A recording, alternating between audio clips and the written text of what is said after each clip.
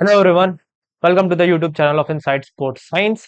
आज हम sports training की सीरीज में 20th लेक्चर करने जा रहे हैं, जिसमें हम क्लासिफिकेशन ऑफ पीरियोडाइजेशन को हम स्टडी करेंगे। इसके प्रीवियस लेक्चर में हमने पीरियोडाइजेशन को हमने डीपली स्टडी किया था और हमने ये समझा था कि पीरियोडाइजेशन क्या होता है। इस लेक्चर में हम ये देखेंगे कि हम पीरियोडाइजेशन को अलग अलग हिस्सों में क्लासिफाई कैसे करते हैं, और ये जो क्लासिफिकेशन है अलग अलग पीरियोडाइजेशन का, उसके क्या क्या कैरेक्टरिस्टिक्स होते हैं। और इससे रिलेटेड जो पीवाईक्यूज हमारे यूजीसी नेट एग्जाम में आए हुए हैं, हम उनको भी सॉल्व करेंगे। Okay, so let's get started. Okay, अभी हम समझने वाले हैं classifying the annual training plan which means periodization. हम पीरियोडाइजेशन को हम एनुअल ट्रेनिंग प्लान भी कहते हैं। क्यों? क्योंकि पीरियोडाइजेशन का मतलब ही यही है कि आप जो एक साल का जो प्लान बनाते हैं, दैट इज पीरियोडाइजेशन। ओके, अब मैं सबसे पहले आपको आसान भाषा में समझाने की कोशिश करता हूं कि हम क्लासिफाई कैसे करते हैं पीरियोडाइजेशन को, और उसके बाद हम डेफिनेशन में जाएंगे। ओके, हम पीरियोडाइजेशन को अलग अलग बेसिस पे क्लासिफाई करते हैं। किसके बेसिस में? हम कॉम्पिटिटिव फेज के बेसिस में हम पीरियोडाइजेशन को हम क्लासिफाई करते हैं। जैसे कि मैंने आपको पिछले लेक्चर से बताया था कि कई ऐसे स्पोर्ट्स होते हैं जिसमें एक साल के अंदर अंदर सिर्फ और सिर्फ एक कॉम्पिटिटिव फेज होता है, एक मेजर कॉम्पिटिशन होता है। राइट, जैसे कि हमारे सीनियर नेशनल्स हो गए। करेक्ट। अगर आप हायर लेवल में जाते हैं, लेट सपोज अगर आप क्रिकेट की बात करते हैं, अगर आप एक इंटरनेशनल प्लेयर हैं, तो आप ये देख सकते हैं कि उसमें एक साल के अंदर 2 से 3 मेजर कॉम्पिटिटिव पीरियड्स आते हैं। करेक्ट। ओके, अगर आप टेनिस की बात करें, लॉन टेनिस की बात करें, तो आप उसमें देखेंगे कि लॉन टेनिस के अंदर एक साल के अंदर 3 से 4 मेजर कॉम्पिटिटिव फेज आते हैं। करेक्ट। तो इन्हीं कॉम्पिटिटिव फेजेस के बेसिस में हम पीरियोडाइजेशन को हम क्लासिफाई करते हैं। करेक्ट। ओके, अब हम आते हैं डेफिनेशन के ऊपर। ओके, समझते हैं क्या कह रहा है डेफिनेशन हमारा। Annual training plan are classified according to the number of competitive peaks an athlete has a year. एक एथलीट के पास एक साल के अंदर जितने कॉम्पिटिटिव फेज होते हैं, हम पीरियोडाइजेशन को उसी बेसिस पे क्लासिफाई करते हैं। Correct. Okay, different different sports require different periodization models depending on their competition schedule and psychological demands. अलग अलग स्पोर्ट्स में अलग अलग तरीके का पीरियडाइजेशन की जरूरत पड़ती है, डिपेंड करता है उनके कंपटीशन शेड्यूल या फिजियोलॉजिकल डिमांड्स के ऊपर। करेक्ट। ओके, अभी हम समझते हैं कि हम कैसे क्लासिफाई और किन हिस्सों में हमने क्लासिफाई करके रखा हुआ है पीरियडाइजेशन को। करेक्ट। ओके, आगे बढ़ते हैं। ओके, हमारे पीरियोडाइजेशन का जो पहला क्लासिफिकेशन है, वो है हमारा मोनोसाइकिल एनुअल प्लान, जिसको हम बोलते हैं वन पीक। मोनोसाइकिल एनुअल प्लान का मतलब ये है, एक ऐसा पीरियोडाइज्ड प्लान जिसमें सिर्फ और सिर्फ एक पीक होता है, सिर्फ और सिर्फ एक कॉम्पिटिटिव फेज होता है, उसको हम बोलते हैं monocycle annual training plan. Correct. Okay, अभी हम डेफिनेशन से समझते हैं कि इसका मतलब क्या होता है। Contains one competitive phase and one major performance peak. Correct. अब जाहिर सी बात है, अगर आपके ट्रेनिंग प्लान में सिर्फ और सिर्फ एक कॉम्पिटिटिव फेज है, तो जाहिर सी बात है एक ही मेजर परफॉर्मेंस पीक होगा। करेक्ट। जाहिर सी बात है, इसका मतलब ये है कि जब आप कॉम्पिटिटिव फेज में आते हैं, तब आपको अपना पीक परफॉर्मेंस देना पड़ता है। करेक्ट। और अगर आपके ईयर में सिर्फ और सिर्फ एक कॉम्पिटिटिव फेज है, तो आपको सिर्फ एक बार पीक करना है अपने परफॉर्मेंस में। अगर 2 कॉम्पिटिटिव फेज है, तो आपको 2 बार पीक करना होगा अपने परफॉर्मेंस में। Correct. Okay, best suited for seasonal sports with one main competition. सिर्फ और सिर्फ सीजनल स्पोर्ट्स में ये ज्यादातर सूट करता है, जिसमें सिर्फ और सिर्फ एक मेजर कंपटीशन होता है, जैसे कि स्कीइंग। स्कीइंग जाहिर सी बात है सिर्फ और सिर्फ विंटर्स में होगा। करेक्ट। और एक साल में एक ही बार विंटर आता है। राइट। तो जो मेजर कंपटीशन हुआ स्कीइंग का, वो हुआ सिर्फ और सिर्फ विंटर्स में, विच मीन इनके पास सिर्फ एक ही मेजर कंपटीशन।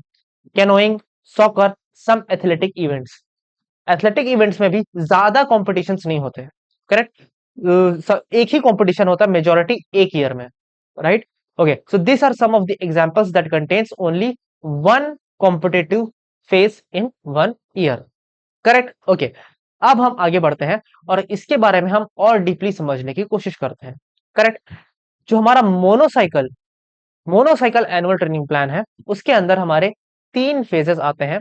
पहला है हमारा प्रिपरेटरी फेज, फिर हमारा कॉम्पिटिटिव फेज, और फिर हमारा ट्रांजिशन फेज। मैंने आपको पिछले लेक्चर में भी अच्छे से बताया है what is preparatory phase? Preparatory phase एक वो फेज है जिसमें हम एथलीट को ट्रेनिंग के लिए रेडी करते हैं। आया आपको बात समझ में? हम एथलीट को ट्रेनिंग के लिए रेडी करते हैं, कंपटीशन के लिए नहीं, ट्रेनिंग के लिए रेडी करेंगे। Correct, okay. समझते क्या है प्रिपरेटरी फेज के अंदर? एक होता है हमारा जनरल प्रिपरेशन, जिसमें हम जो बेसिक फिटनेस लेवल है हम उसको डेवलप करते हैं, डेवलप जनरल फिटनेस। फिर आता है हमारा स्पेसिफिक प्रिपरेशन, जिसमें हम स्पोर्ट्स स्पेसिफिक फिटनेस को हम डेवलप करते हैं। ये भी मैंने आपको पिछले लेक्चर में बताया था। फिर आता है हमारा competitive phase. Correct, okay. Competitive phase में हमारा आते हैं दो हिस्से। एक है हमारा प्री कॉम्पिटेटिव फेज, जिसमें हम प्रैक्टिस एग्जीबिशन कंपटीशन में हम जाते हैं। प्री कॉम्पिटेटिव फेज में हम करते क्या है एक्चुअल में, जैसे आपका मेन कंपटीशन है 1 महीने बाद, तो हम क्या करते हैं, हम उस कॉम्पिटिटिव फेज से पहले हम छोटे मोटे और कॉम्पिटिशन्स खेलते हैं, जिससे हम जो कॉम्पिटिटिव इन्वायरमेंट है उससे खुद को अडेप्ट कर लें। आया आपको बात समझ में? जैसे आपका वर्ल्ड कप है कुछ साल बाद, कुछ महीने बाद आपके वर्ल्ड कप से, तो आप कुछ डिफरेंट डिफरेंट लीग्स को खेलेंगे या डिफरेंट क्वालिफिकेशन राउंड्स को खेलेंगे, जिससे आप खुद को अडेप्ट कर लेंगे मेन कॉम्पिटिशन के लिए। Correct, okay. फिर आता है हमारा कॉम्पिटिटिव फेज, ऑफिशियल कॉम्पिटिशन, जब हम खुद को रेडी करते हैं, पीक लेवल पे पहुंचते हैं कंपटीशन के लिए। करेक्ट, जिसमें आता है हमारा taper, unload before the main competition. Okay, what is taper? Taper का मतलब क्या होता है ये आपको समझने की जरूरत है। टेपर का जो एक्चुअल इंग्लिश में अगर हम जाएं तो टेपर का मतलब होता है नैरो होना, नैरो। अगर आपने मुझसे पढ़ा है एनाटॉमी एंड फिजियोलॉजी, 1 साल पहले मैंने आपको पढ़ाया एनाटॉमी एंड फिजियोलॉजी, उसमें मैंने आपको कुछ सेल्स पढ़ाए थे जिनके टेपरिंग एंड्स होते हैं। करेक्ट, तो टेपरिंग एंड्स का मतलब यह है कि एक ऐसे एंड जहां पे जो गर्थ है, जो आपकी विड्थ है, वो नैरो होते जा रही है, उसको हम बोलते हैं टेपर। अच्छा, अब हम समझते हैं कि स्पोर्ट्स ट्रेनिंग में टेपर का मतलब क्या होता है। स्पोर्ट्स ट्रेनिंग में टेपर का मतलब यह है कि जैसे जैसे आप कंपटीशन के पास जाएंगे, हम ट्रेनिंग लोड को कम करेंगे। क्यों?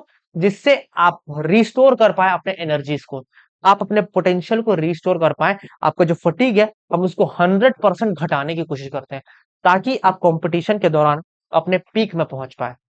है आपको बात समझ में? जैसे जैसे आप कंपटीशन के नजदीक पहुंचते हैं, हम वर्कलोड को धीरे धीरे कम करते जाते हैं, ताकि जो फटीग है वो मैक्सिमाइज तरीके से कम हो जाए। ओके, इसके ऊपर एक स्पेसिफिक लेक्चर है, एक स्पेसिफिक चैप्टर है, जिसमें हम टेपर को काफी डीप में स्टडी करेंगे। ओके, तो कॉम्पिटेटिव फेज में हम टेपर करते हैं। करेक्ट, फिर आता है हमारा स्पेशल प्रिपरेशन, जिसमें हम टेक्निकल या टेक्निकल रिफाइनमेंट हम करते हैं। Okay, so this was the competitive phase. फिर आता है हमारा ट्रांजिशन फेज। ट्रांजिशन फेज में हम क्या करते हैं, ट्रांजिशन फेज में हम रिकवरी करते हैं, रीजनरेशन करते हैं सेशन कंप्लीट होने के बाद। जितना फटीग हमारे बॉडी में आया हम उसको खत्म करते हैं, हम वापस से एनर्जी को रिस्टोर करते हैं, ताकि हम अगले कॉम्पिटेटिव फेज के लिए हम खुद को रेडी कर पाए।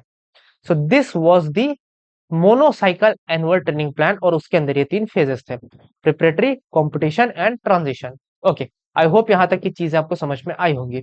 ओके, अब हम समझते हैं ट्रेनिंग कैरेक्टरिस्टिक्स के बारे में। इसमें हम समझने क्या वाले, इसमें हम ये समझेंगे कि जो हमारा प्रिपरेटरी फेज है और जो हमारा कॉम्पिटेटिव फेज है, इन दोनों फेज में हम ट्रेनिंग कैसे देते हैं, हम इसको भी समझने की कोशिश करेंगे, और उसके बाद हम इसको ग्राफ में भी हम अच्छे से समझेंगे। मैंने आपको काफी अच्छे से वॉल्यूम और इंटेंसिटी के बारे में बताया है। वॉल्यूम क्या है? आप कितना ज्यादा वर्कआउट परफॉर्म कर रहे हैं, amount of workout do you perform is your volume. Okay, what is intensity? आपका वर्कआउट कितना डिफिकल्ट है, that is your intensity. Correct, okay. Preparatory phase में हमारा जो वॉल्यूम है वो काफी ज्यादा हाई होता है और इंटेंसिटी काफी लो होता है। ऐसा क्यों? प्रिपरेटरी फेज में हम वॉल्यूम को हाई इसलिए रखते हैं ताकि हमारे पास, हमारे अंदर वर्कआउट करने की कैपेसिटी बढ़ जाए। करेक्ट, और इंटेंसिटी हम लो इसलिए रखते हैं ताकि हमको फटीग ज्यादा ना आए, हम ज्यादा फटीग ना हो, राइट, हमको ज्यादा इंजुरी ना आए, इसलिए हम इंटेंसिटी को लो रखते हैं। ओके, जब हम कॉम्पिटेटिव फेज में जब हम पहुंचते हैं, तब हम वॉल्यूम को डिक्रीज करते हैं और हम इंटेंसिटी को हाई रखते हैं। ऐसा क्यों? वॉल्यूम को हम डिक्रीज इसलिए रखते हैं ताकि हमारा बॉडी अच्छे से रिकवर कर जाए कंपटीशन फेज के लिए। करेक्ट, कंपटीशन के लिए हमारा बॉडी अच्छे से रिकवर कर जाए, इसलिए हम वॉल्यूम को लो रखते हैं। बात है कि हम इंटेंसिटी को हाई क्यों रखते हैं? हम इंटेंसिटी हाई इसलिए रखते हैं क्योंकि कॉम्पिटिटिव फेज में हमको हाई इंटेंसिटी में ही परफॉर्म करना है। जब हम प्रैक्टिस में ही जब हम हाई इंटेंसिटी से परफॉर्म करेंगे, तभी हम कंपटीशन फेज में हाई इंटेंसिटी से परफॉर्म कर पाएंगे। करेक्ट। इसलिए हम कॉम्पिटिटिव फेज में वॉल्यूम को लो रखते हैं और इंटेंसिटी को हाई रखते हैं। Correct. Focus shift from quantity to quality. आपका जो फोकस है वो क्वांटिटी से क्वालिटी में शिफ्ट हो जाता है। ओके, अभी मैं समराइज करता हूं। प्रिपरेटरी फेज में हम हाई वॉल्यूम और लो इंटेंसिटी रखते हैं, लेकिन कॉम्पिटिटिव फेज में ये उल्टा हो जाता है, हम लो वॉल्यूम और हाई इंटेंसिटी रखते हैं। करेक्ट। ओके, अब अगर आपको ये बात समझ में आई है तो आपको ये डायग्राम काफी अच्छे से समझ में आ जाएगा। करेक्ट। ये जो आपका जो एक्स एक्सिस है ये आपके टाइम को दर्शा रहा है। करेक्ट। और ये आपका वाई एक्सिस जो आपके वॉल्यूम और इंटेंसिटी को दर्शा रहा है। करेक्ट। ओके, ये जो ब्लैक जो आपको लाइन नजर आ रही है black, this is your volume. Correct. और जो आपको डॉटेड लाइन नजर आ रही है ये है आपका इंटेंसिटी।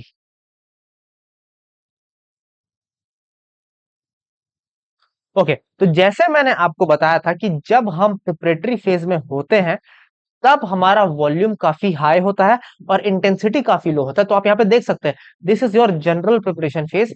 यहाँ पे आपको वॉल्यूम देखिए कितना हाई है और इंटेंसिटी देखिए कितना लो है। करेक्ट।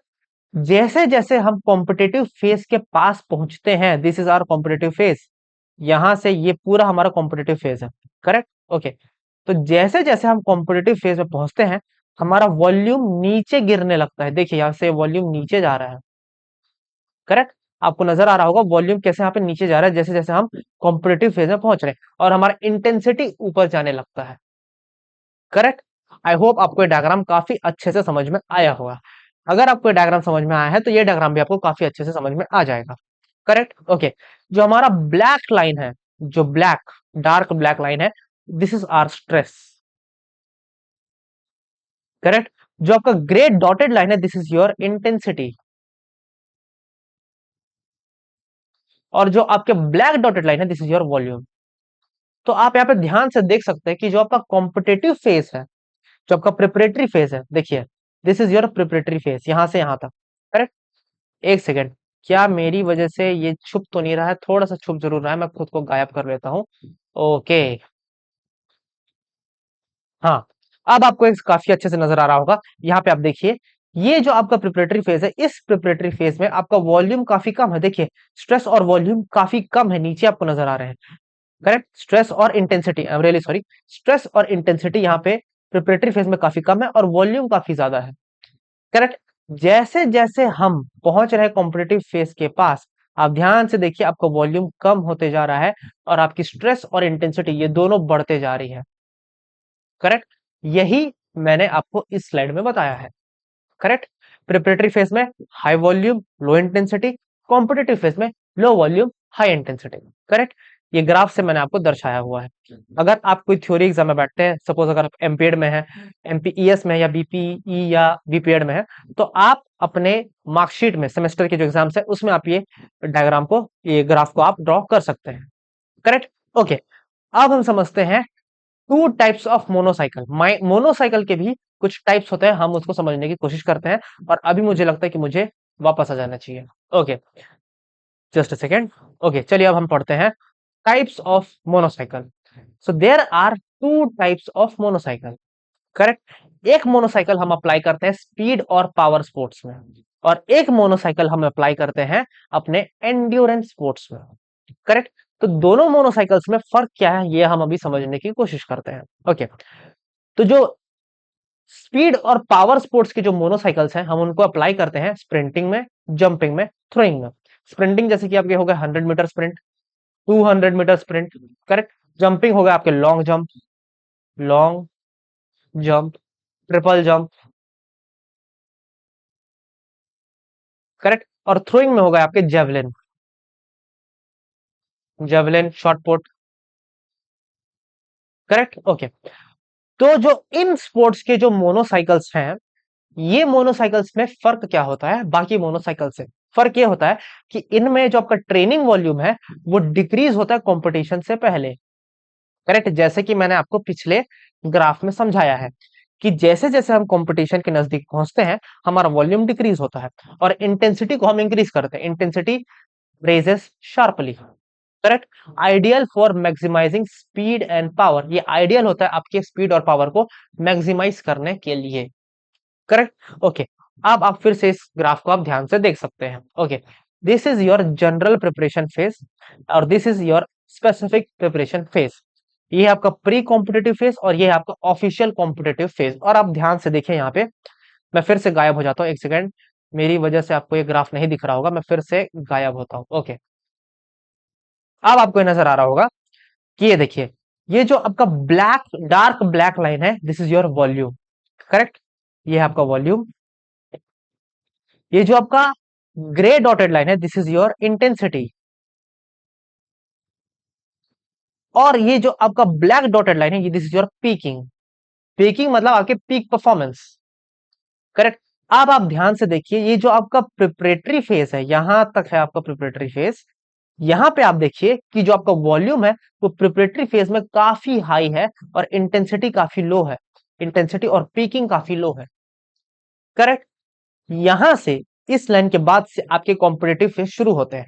तो जैसे ही आपका कॉम्पिटेटिव फेज शुरू हो रहा है, आप ध्यान से देखिए, यहां से आपका वॉल्यूम कम होते जा रहा है और कॉम्पिटेटिव फेज तक पहुंचते पहुंचते आपका वॉल्यूम काफी कम हो चुका है। लेकिन आप यहां पे देखिए, ये जो आपका इंटेंसिटी है, जो ग्रे डॉटेड लाइन है, ये कॉम्पिटेटिव फेज में कितना हाई हो चुका है। यहां पे आप देखिए वॉल्यूम कितना ऊपर है आपके इंटेंसिटी से, लेकिन आप जैसे ही यहां पे पहुंचते हैं, आपका इंटेंसिटी काफी ऊपर जा चुका है वॉल्यूम से। और पीकिंग जो आप देखिए यहाँ पे जो इतना कम है, वो यहाँ पे इतने पीक में पहुंच चुका है। करेक्ट। तो जो पावर स्पोर्ट्स है, पावर स्पोर्ट्स में आपका इंटेंसिटी बढ़ते जाता है जैसे आप कंपटीशन में पहुंचते हैं और वॉल्यूम कम होते जाता है। यही मैंने इस ग्राफ से समझाने की कोशिश की है। आप इस ग्राफ की कॉपी भी कर सकते हैं, आप इस ग्राफ की स्क्रीनशॉट भी ले सकते हैं। ये जो ग्राफ है, ये मेरा बनाया हुआ ग्राफ नहीं है, ये ग्राफ आपको टू द पॉइंट ट्यूडोर वोम्पा बुक में मिल जाएगा। ट्यूडोर वोम्पा पीरियोडाइजेशन की एक बुक है, काफी बेहतरीन बुक है। आप बिल्कुल इस बुक को पढ़ें, क्योंकि यूजीसी नेट से यहाँ से डायरेक्ट क्वेश्चन आता है इस बुक से। करेक्ट। ओके, अब हम समझते हैं हमारे दूसरे मोनोसाइकिल के बारे में। और मुझे अब लगता है कि मुझे अभी वापस आ जाना चाहिए। ओके, अब हम समझते हैं दूसरे मोनोसाइकिल को, that is your endurance sports. Endurance sports में जो मोनोसाइकिल है, वो काफी डिफरेंट होता है हमारे स्पीड स्पोर्ट्स से। करेक्ट। ओके, एंड्योरेंस स्पोर्ट्स की जो मोनोसाइकिल्स है, उसको हम किन किन स्पोर्ट्स में यूज करते हैं? पहला आपका मैराथन, दूसरा आपका साइकिलिंग और तीसरा आपका रोइंग। आप नोटिस करेंगे ये जो तीनों जो कंपटीशन है, इसमें काफी ज्यादा एरोबिक पावर की जरूरत है। Aerobic power. करेक्ट। इसीलिए इनका मोनोसाइकिल थोड़ा डिफरेंट होता है। क्या डिफरेंट है इनके मोनोसाइकिल में, यह हम अभी समझने की कोशिश करते हैं। ओके, कैरेक्टरिस्टिक्स क्या है? High training volume is maintained through out the competitive season. क्या कहा यहां पे इसने? आपका जो वॉल्यूम है वो हाई रखा जाता है पूरे कॉम्पिटेटिव फेज में। जैसे कि मैंने आपको पुराने जो पिछले जो मेरे टाइप्स हैं, स्पीड्स एंड पावर स्पोर्ट्स, इसे मैंने आपको बताया था कि जैसे ही हम कंपटीशन के नजदीक पहुंचते हैं, जैसे हम पहुंचते जाते हैं कंपटीशन के नजदीक, हम अपनी वॉल्यूम को कम करते हैं। लेकिन जो हमारा एंड्योरेंस स्पोर्ट्स की जो मोटरसाइकिल्स है, इसमें हम कंपटीशन तक हम वॉल्यूम को हाई रखते हैं। Correct. Greater emphasis on endurance development, हम एंड्योरेंस डेवलपमेंट में बहुत ज्यादा एम्फेसिस करते हैं एंड्योरेंस स्पोर्ट्स में। ओके, आप इस ग्राफ को फिर से देखिए और मैं फिर से गायब हो जाता हूं और मैं एक बार चेक भी कर लेता हूं कि नहीं हुआ मैं गायब। ओके, अब मैं हो गया। ओके, अब आप इस ग्राफ को ध्यान से देखिए। यहाँ पे आपका जो वॉल्यूम है वो देखिए, this is your volume, this bold black line, ये है आपका वॉल्यूम। और आप ध्यान से देख सकते हैं ये कॉम्पिटेटिव फेज में भी काफी हाई है। प्रिपरेटरी फेज में तो हाई है ही, कॉम्पिटेटिव फेज में भी ये काफी ज्यादा हाई है। करेक्ट। इंटेंसिटी को आप देखिए तो ये प्रिपरेटरी फेज में कम है और कॉम्पिटेटिव फेज में भी ये थोड़ा कम ही है। और अगर आप पीकिंग की बात करें तो पीकिंग पीकिंग का मतलब इंटेंसिटी नहीं होता, ये आपको समझने की जरूरत है। पीकिंग का मतलब ये है कि आपको अपना पीक परफॉर्मेंस देना है। जाहिर सी बात है, अगर आप एंड्योरेंस स्पोर्ट्स अगर आप खेलते हैं तो जाहिर सी बात है आप पीक अपना एंड्योरेंस में ही देंगे। राइट। ओके, तो पीकिंग यहाँ पे आपका काफी कम है और यहाँ पे आपका पीकिंग काफी ज्यादा इंक्रीज हो चुका है। करेक्ट। तो जो आपका एंड्योरेंस स्पोर्ट्स है उसमें हाई वॉल्यूम मेंटेन रखा जाता है एंड तक, कॉम्पिटेटिव पीरियड तक। Correct. Okay, let's move forward. और अब हम समझते हैं by cycle annual training plan. अभी तक हम पढ़ रहे थे मोनोसाइकिल एनुअल ट्रेनिंग प्लान को, अब हम पढ़ते हैं by cycle annual training plan को वन बाय वन। ओके, समझते हैं क्या होता है हमारा बाईसाइकिल एनुअल ट्रेनिंग प्लान। मैंने आपको पहले भी समझाया है और मैं एक बार फिर से समझा देता हूं। बाईसाइकिल एनुअल ट्रेनिंग प्लान का मतलब यह है कि एक ऐसा ट्रेनिंग प्लान जिसमें आपके पास दो कॉम्पिटिटिव फेज होते हैं और आपको दो बार अपना परफॉर्मेंस का पीक देना होता है। करेक्ट? ओके, समझते हैं डेफिनेशन से। Contains two competitive phase and two performance peak. दो कॉम्पिटिटिव फेज है, इसलिए आपको दो बार अपने परफॉर्मेंस में पीक लेके आना पड़ेगा। करेक्ट? ओके, इसमें जो सुटेबल स्पोर्ट्स है वो है ट्रैक एंड फील्ड। आप जानते हैं कि ट्रैक एंड फील्ड में अभी दो इवेंट्स होते हैं, एक होता है इंडोर और दूसरा होता है आउटडोर। करेक्ट? तो आपको साल में दो इवेंट्स मिल गए, एक है आपका इंडोर इवेंट और दूसरा आपका आउटडोर इवेंट, और दोनों में आपको पिक करने की जरूरत है। करेक्ट? तो ट्रैक एंड फील्ड इसका अच्छा एग्जाम्पल हुआ। ओके, फिर आता है other sports with two major championship. और भी कई सारे स्पोर्ट्स होते हैं जिसमें दो मेजर चैंपियनशिप होते हैं। ओके, अब हम इसका स्ट्रक्चर देखते हैं और समझते हैं कि कैसा होता है हमारा by cycle annual training plan. Okay, मैं फिर से खुद को गायब कर लेता हूं। ओके, समझते हैं स्ट्रक्चर। स्ट्रक्चर क्या होता है हमारा by cycle annual training plan का। सबसे पहले होता है हमारा प्रिपरेटरी फेज, जो हमारा होता है लॉन्गेस्ट फेज, जो होता है हमारा 3 महीने का। करेक्ट? जिसमें आता है हमारा जनरल और स्पेसिफिक प्रिपरेशन। फिर आता है हमारा competitive phase. Correct? Competitive phase 1, जो हमारा 2.5 मंथ्स का होता है अप्रोक्सीमेटली। फिर आता है हमारा ट्रांजिशन फेज, जो होता है हमारा 1 to 2 वीक्स का, जिसमें हम करते हैं रिकवरी। तो ये जो आपका स्ट्रक्चर हुआ, ये हुआ आपके पहले कंपटीशन के लिए, फर्स्ट कंपटीशन। करेक्ट? इसके बाद आपको फिर से एक दूसरे कंपटीशन की तैयारी करनी है, जिसमें आता है हमारा प्रिपरेटरी फेज 2, जो होता है हमारा 2 मंथ्स का। करेक्ट? ये आप दूसरे कंपटीशन के लिए आप तैयारी करेंगे, जो है हमारा प्रिपरेटरी फेज 2, जो होता है हमारा 2 मंथ्स का। मोस्टली स्पेसिफिक प्रिपरेशन, जो हमारा प्रिपरेटरी फेज है उसमें हम मोस्टली स्पेसिफिक प्रिपरेशन हम करने की कोशिश करते हैं। क्यों? क्योंकि जनरल प्रिपरेशन हमने फेज 1 में कर लिया है, तो प्रिपरेटरी फेज 2 में हम स्पेसिफिक प्रिपरेशन हम करते हैं। ओके, फिर आता है हमारा कॉम्पिटिशन फेज, जो होता है हमारा 3.5 मंथ का, जिसमें हम पीक करते हैं, main peak of the year. Correct? हम पीक में पहुंचते हैं। फिर आता है हमारा ट्रांजिशन फेज, जो होता है हमारा 1.5 मंथ का, recovery before the next annual training plan, जिसमें हम नेक्स्ट जो एनुअल ट्रेनिंग प्लान है उसके लिए हम खुद को रिकवर करते हैं।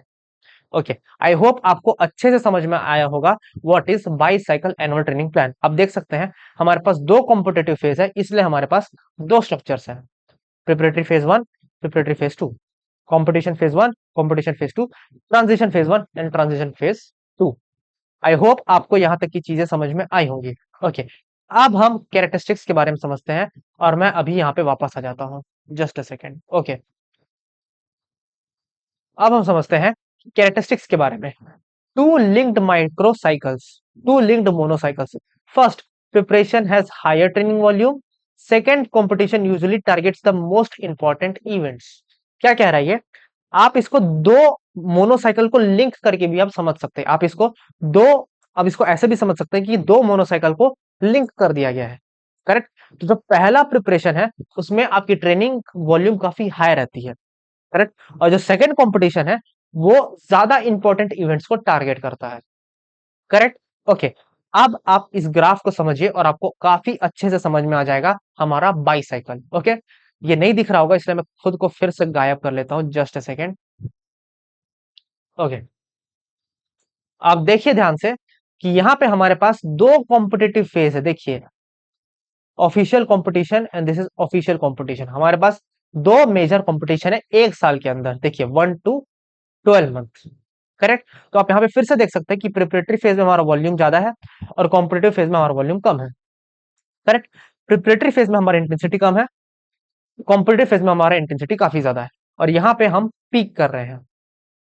करेक्ट? ओके, अब आप दूसरे साइकिल में देखिए, जो हमारा दूसरा मोनोसाइकिल है, आप यहाँ पे देखिए फिर से यहाँ पे वॉल्यूम काफी हाई है और एंड तक आते आते वॉल्यूम काफी कम हो चुका है। करेक्ट? इंटेंसिटी फर्स्ट में काफी लो है कॉम्पिटिटिव फेज में इंटेंसिटी काफी हाई है। ओके, अब आप यहाँ पे ध्यान से देखिए कि पीक यहाँ पे थोड़ा ज्यादा है। ध्यान से नोटिस करेंगे, जो हमारा फर्स्ट मोनोसाइकिल है उसमें पीक थोड़ा कम है, सेकेंड मोनोसाइकिल में हमारा पीक थोड़ा ज्यादा है, और यही मैंने इस स्लाइड में बताया है। Second competition usually target the most important events. जो आपका सेकेंड कंपटीशन है वो मोस्ट इंपॉर्टेंट इवेंट्स को टारगेट करता है, इसलिए आपका जो पीक है वो सेकेंड कंपटीशन पीरियड में ज्यादा होगा। आई होप यहां तक की बातें आपको समझ में आई होंगी। Correct. So this was the bicycle. Correct. और अब हम आगे बढ़ते हैं और अब हम समझते हैं मोनोसाइकिल्स को। Correct. What is mono tricycle. अब हम समझते हैं ट्राईसाइकिल को। What is tricycle. आपको पता है ट्राईसाइकिल क्या होता है? एक ऐसा साइकिल जिसमें एक साल के अंदर हमारे पास तीन मेजर कंपटीशन है, दैट इज ट्राईसाइकिल। समझते हैं हम डेफिनेशन से। Contains three competitive phase, three performance peak. Correct. Okay, जिसमें आपके जो मेजर एग्जांपल्स है वो है आपका बॉक्सिंग। एक साल में कई सारे बॉक्सिंग के टूर्नामेंट्स होते हैं। Wrestling, gymnastics, these are some of the sports that contains a lots of championship, maybe 2 to 3 championships in a year. Correct. इसलिए हम इनको try cycle annual training plan में हम कंसिडर करते हैं। ओके, इसका भी आप स्ट्रक्चर देख सकते हैं। मैं फिर से खुद को गायब कर लेता हूं, आप एक बार इसका भी स्ट्रक्चर देखिए।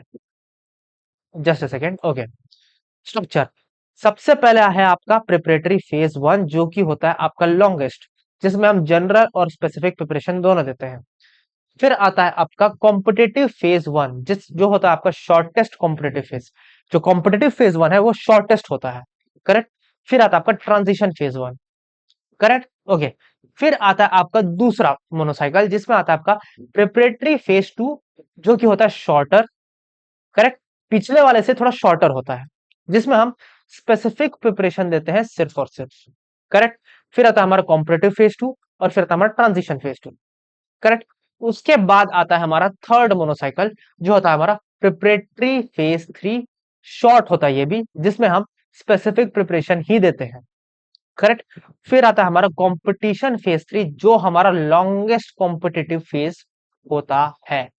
मैंने आपको यहाँ पे फर्स्ट मोनोसाइकिल में बताया था कि फर्स्ट मोनोसाइकिल में जो हमारा कॉम्पिटिटिव फेज है वो काफी छोटा होता है। यहाँ पे जो हमारा कॉम्पिटिटिव फेज है वो काफी लंबा है। Peak performance for all year most important event. इस कॉम्पिटिटिव फेज में हम अपना पीक देते हैं, और यहाँ पे जो हमारा कंपटीशन होता है वो पूरे साल का सबसे ज्यादा इंपॉर्टेंट कंपटीशन होता है।